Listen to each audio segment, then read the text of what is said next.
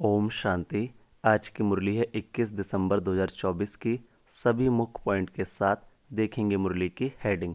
बाबा ने कहा, मीठे बच्चे, सच्ची कमाई करने का पुरुषार्थ पहले स्वयं करो, फिर अपने मित्र संबंधियों को भी कराओ। Charity begins at home. आज की मुरली से प्रश्न है, बाबा ने कहा, सुख अथवा चैन प्राप्त करने की विधि क्या है? उत्तर है पवित्रता। जहाँ पवित्रता है वहाँ सुख चैन है। बाप पवित्र दुनिया सतयुग की स्थापना करते हैं, वहाँ विकार होते नहीं। जो देवताओं के पुजारी हैं वह कभी ऐसा प्रश्न नहीं कर सकते कि विकारों बगैर दुनिया कैसे चलेगी। अभी तुम्हें चैन की दुनिया में चलना है, इसलिए इस पतित दुनिया को भूलना है, शांति धाम और सुख धाम को याद करना है। आज की मुरली से पहला मुख्य पॉइंट है, ध्यान से सुनेंगे। बाबा ने कहा, शांति के लिए जंगल आदि में जाकर कोई उपाय नहीं किया जाता। आत्मा तो है ही साइलेंस, फिर उपाय क्या करना है? यह बाप बैठ समझाते हैं। उस बाप को ही कहते हैं कि वहाँ ले चल जहाँ सुख चैन पावे।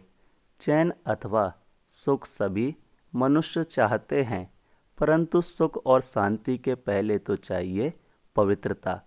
पवित्रता को पावन, अपवित्रता को पतित कहा जाता है। पतित दुनिया वाले पुकारते रहते हैं कि आकर हमको पावन दुनिया में ले चलो।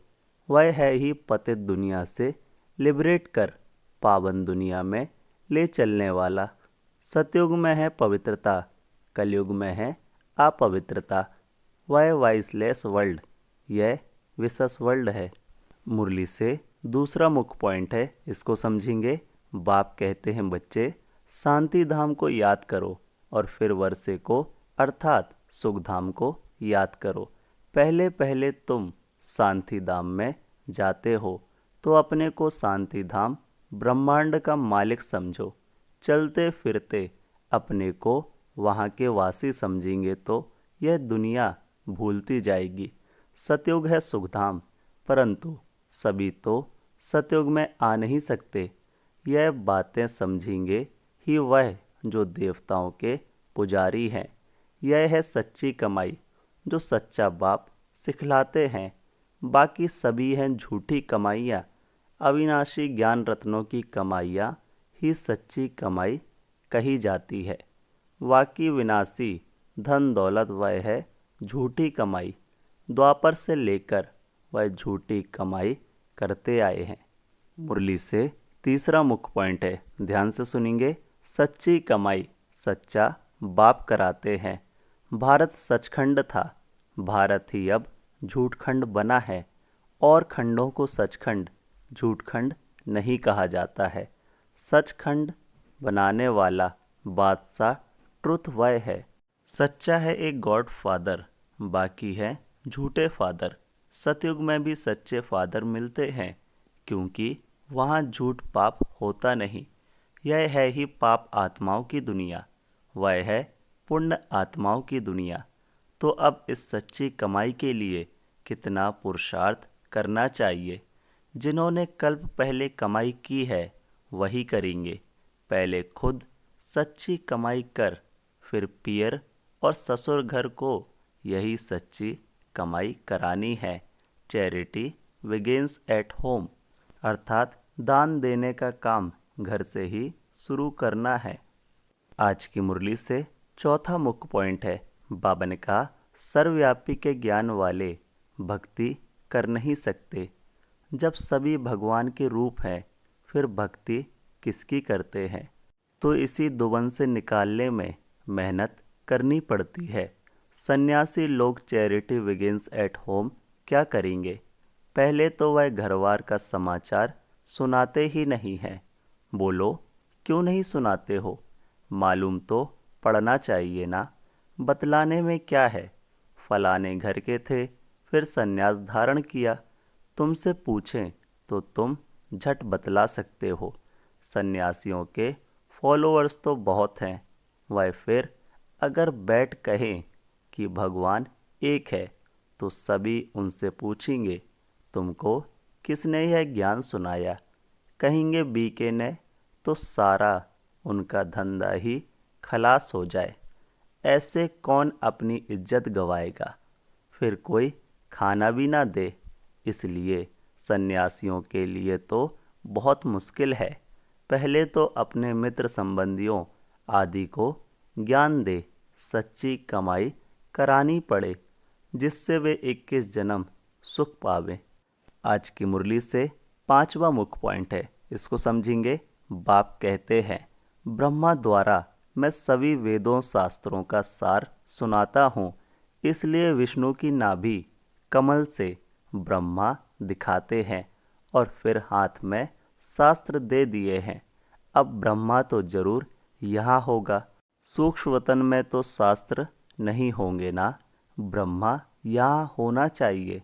विष्णु लक्ष्मी नारायण के रूप भी तो यहाँ होते हैं। ब्रह्मा ही सो विष्णु बनता है, फिर विष्णु सो ब्रह्मा बनता है। अब ब्रह्मा से विष्णु निकलता व विष्णु से ब्रह्मा निकलता, यह सब समझने की बातें हैं। परंतु इन बातों को समझेंगे वह जो अच्छी रीति पढ़ेंगे। बाप कहते हैं, जब तक तुम्हारा शरीर छूटे तब तक समझते ही रहेंगे। मुरली से 6ठा मुख्य पॉइंट है। बाबा ने कहा, चैरिटी बिगिंस एट होम। इस पे आज बाबा ने विशेष ध्यान खिंचवाया है। प्रियर घर ससुर घर को नॉलेज सुनानी पड़े। धंधे में भी पहले अपने भाइयों को ही भागीदार बनाते हैं। यहाँ भी ऐसे हैं। गायन भी है, कन्या वह जो प्रियर और ससुर घर का उद्धार करे। आप पवित्र उद्धार कर नहीं सकते, तब कौन सी कन्या? यह ब्रह्मा की कन्या ब्रह्मा कुमारी है ना। यहाँ अधर कन्या कुमारी कन्या का मंदिर भी बना हुआ है ना। कहाँ? माउंट आबू में। यहाँ तुम्हारे यादगार बने हुए हैं। हम फिर से आए हैं भारत को स्वर्ग बनाने के लिए। यह देलवाड़ा मंदिर बिल्कुल एक्यूरेट है। ऊपर में स्वर्ग दिखाया है। स्वर्ग है तो यहाँ ही राजयोग की तपस्या भी यहाँ ही होती है। जिन्हों का मंदिर है उन्हों को यह जानना तो चाहिए ना। आज की मुरली से 7वां मुख्य पॉइंट है। बाबा ने कहा, परमात्मा की महिमा कोई साधु संत आदि नहीं जानते। वह तो कह देते परमात्मा सर्वव्यापी है, फिर महिमा किसकी करें? परमात्मा को ना जानने के कारण ही फिर अपने को शिवोहम कह देते हैं। नहीं तो परमात्मा की महिमा कितनी बड़ी है। वह तो मनुष्य सृष्टि का बीज रूप है। मुसलमान लोग भी कहते हैं, हमको खुदा ने पैदा किया तो हम रचना ठहरे। रचना को वर्षा नहीं दे सकते। क्रिएशन को क्रिएटर से वर्षा मिलता है। इस बात को कोई भी नहीं समझते हैं। वह बीज रूप सत्य है, चैतन्य है। सृष्टि के आदि मध्य अंत का उनको ज्ञान है। सिवाय बीज के आदि मध्य अंत का ज्ञान कोई मनुष्य मात्र में हो नहीं सकता। मुरली से 8वां मुख्य पॉइंट है। बाप कहते हैं, जब तक जीना है मुझे याद करना है। मैं खुद तुमको यह वशीकरण मंत्र देता हूँ। अब तुमको याद करना है बाप को। याद से ही विक्रम विनाश होंगे। यह सुदर्शन चक्र फिरता रहे तो माया का सिर कट जाएगा। हम तुम्हारी आत्मा को पवित्र बनाकर ले जाएंगे। फिर तुम सतो प्रधान शरीर लेंगे। वहाँ विकार होता नहीं। कहते हैं, विकार बगैर सृष्टि कैसे चलेगी? बोलो, तुम शायद देवताओं के पुजारी नहीं हो। लक्ष्मी नारायण की तो महिमा गाते हैं। संपूर्ण निर्विकारी जगदम्बा जगत पिता निर्विकारी है।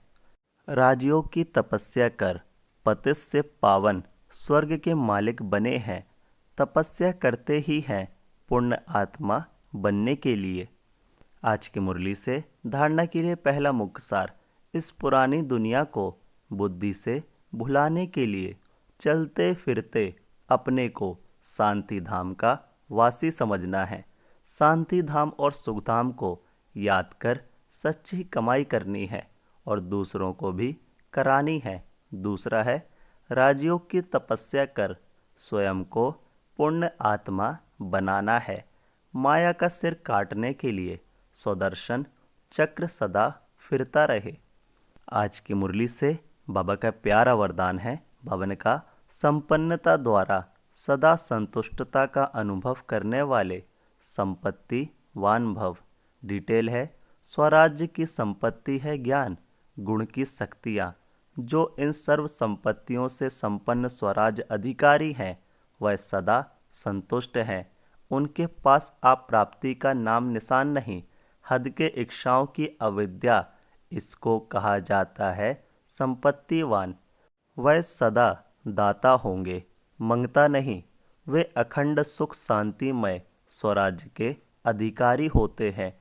किसी भी प्रकार की परिस्थिति उनके अखंड शांति को खंडित नहीं कर सकती है।